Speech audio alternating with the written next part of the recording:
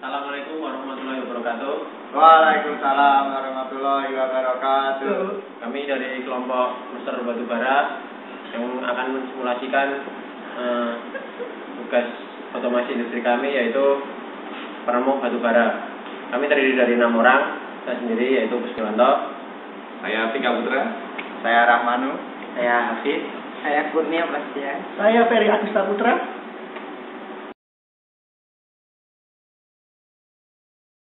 Kami yaitu telah membuat sistem otomasi industri berupa cluster batubara. Cluster batubara adalah peremuk batubara.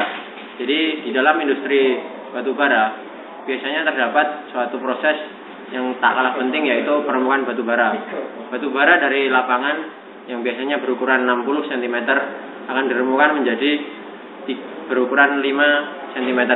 Nah, dalam proses permukaan itu batubara biasanya akan dilewatkan pada 3 buah konveyor. Nah, 3 buah konveyor itu memiliki aturan khusus ketika dia akan mulai beroperasi sampai dia akan dimatikan lagi, atau biasa disebut dengan proses dari startup menjadi shutdown. Seperti apa proses yang telah kami buat dan berdasarkan dari kenyataan di lapangan, kita langsung saja simulasikan alat yang telah kami buat, yang akan dipresentasikan oleh Saudara Tika.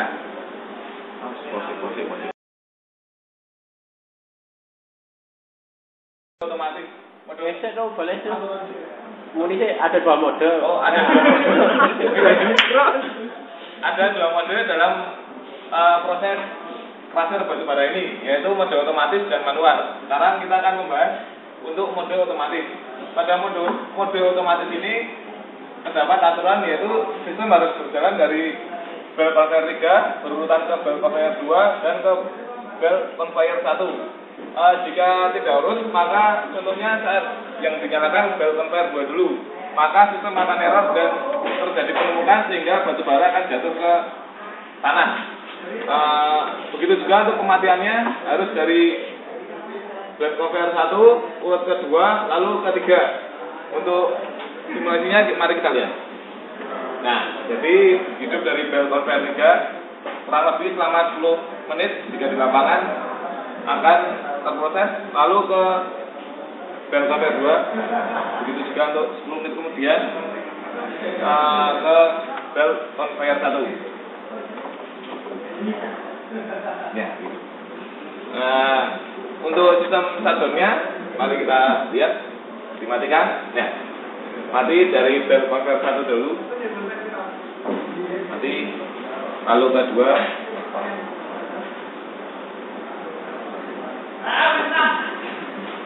mati, lalu ke 3.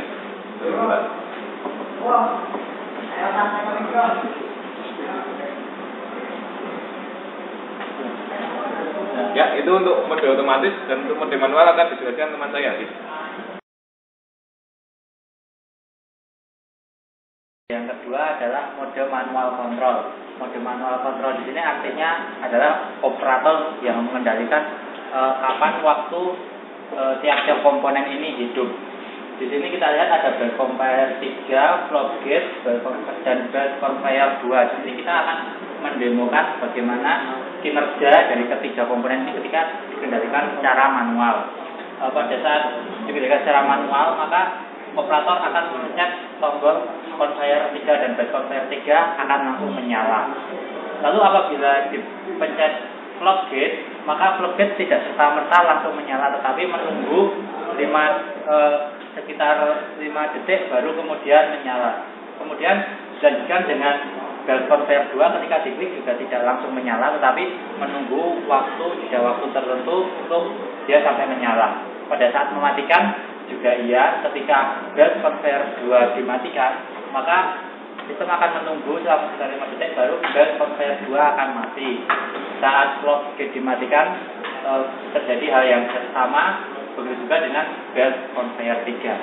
Adanya jeda waktu di sini digunakan untuk mensimulasikan waktu untuk charging power yang digunakan oleh masing-masing komponen, karena pada kenyataannya tiap belt conveyor membutuhkan daya yang sangat besar, jadi digunakan sistem pemasok satu daya tersendiri untuk masing-masing belt conveyor. Demikian untuk mode manual control. Selanjutnya adalah penjelasan logik dari sistem yang Saya yang tadi saya akan menjelaskan tentang error yang akan terjadi ketika sistem terjadi kesalahan. Yang pertama, misalkan sistem mendeteksi adanya metal, maka metal akan mendeteksi, kemudian sistem akan mati dari belt conveyor 1 sampai feeder. Terus metal yang terdeteksi akan diambil oleh petugas secara manual. Kemudian yang kedua, ketika belt conveyor itu lepas dari lintasan, maka sistem juga akan mati. Misalkan limit switch yang di sini itu mendeteksi bahwa belt lepas, yang mati akan belt conveyor 1 dan feeder breaker. Kemudian ketika sudah dibenarkan, maka sistem akan dihidupkan kembali. Ya, sekian dari saya. Selanjutnya akan didemokan hardware PLC. Oke, di sini saya akan mencoba menjelaskan tentang hardware, tentang sistem yang kita buat. Pertama saya akan indikatorkan dari HMI ke hardware-nya. Untuk belt conveyor 3 pada PLC kita indikatorkan kepada LED nomor 1. Untuk belt conveyor 2 pada PLC kita indikatorkan di LED nomor 2. Dan untuk belt conveyor 1 di PLC kita indikatorkan dengan LED nomor 3. Input utama pada sistem ini hanya ada 2, yaitu start dan stop. Oke, sekarang kita akan mencoba menjalankan program yang kita buat. Pertama, mode kita taruh ke mode auto, yaitu berada di sini. Kita mulai ya, start. Tombol indikator power menyala. 5 detik kemudian conveyor 3 menyala. 5 detik kemudian conveyor 2 menyala. Dan 5 detik kemudian conveyor 1 menyala. Oke, sebaliknya saat kita proses mematikan sama seperti yang tadi. Input off kita tekan. 5 detik kemudian conveyor 1 mati. 5 detik kemudian conveyor 2 kita mati. Dan yang terakhir conveyor 3 5 detik kemudian kita mati. Selanjutnya mode manual akan coba dijelaskan oleh Saudara Kurnia.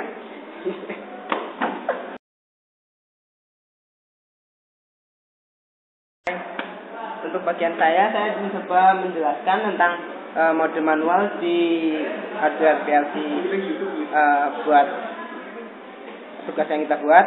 Nah, di sini melanjutkan dari Mas Ferry tadi, kita menggunakan 5, 1 berarti 6 input. Yang 2 itu tadi on sama off. Sedangkan ini I2 untuk conveyor 3, I3 untuk conveyor 2, dan I4 untuk conveyor 1. Nah, di sini I11 digunakan sebagai mode pemilih untuk manual atau otomatis.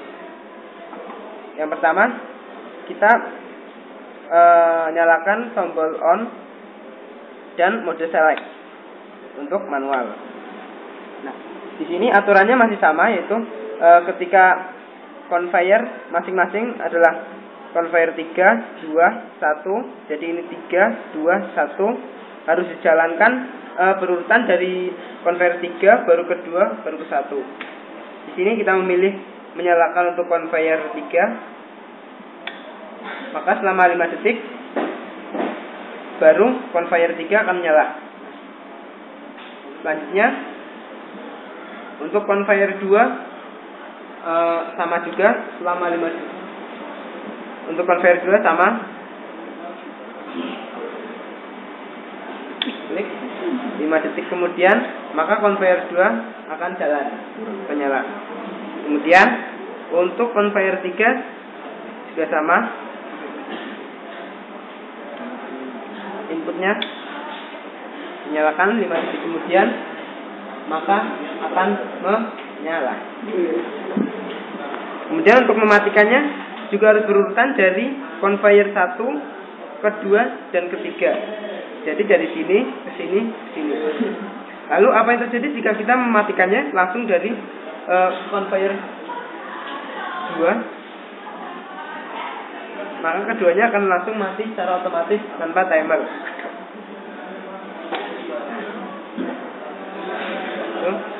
Kemudian untuk conveyor 3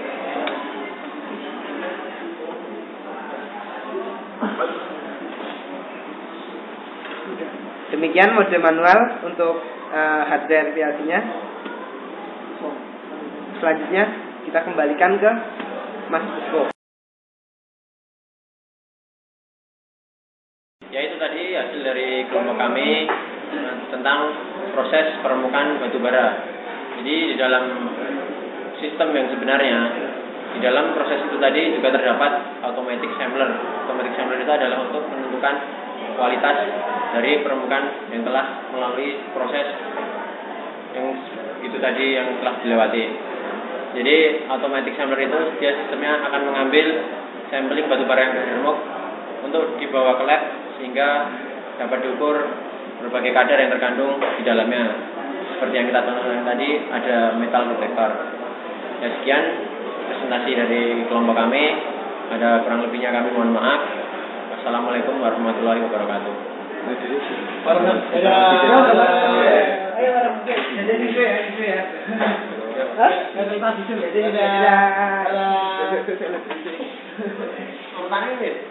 Taruh lagi dulu, Mak. Di syuting wae. Oh, bisa tuh. Oke, ini ora iso ora sing yo. Yo, Pak.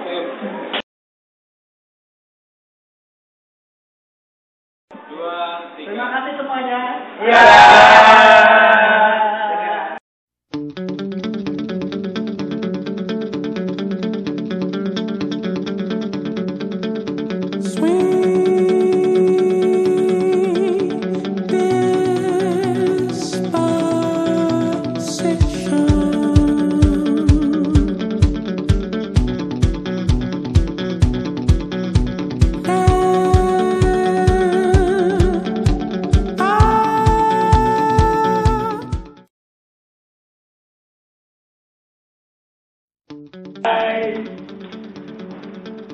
Assalamualaikum warahmatullahi wabarakatuh.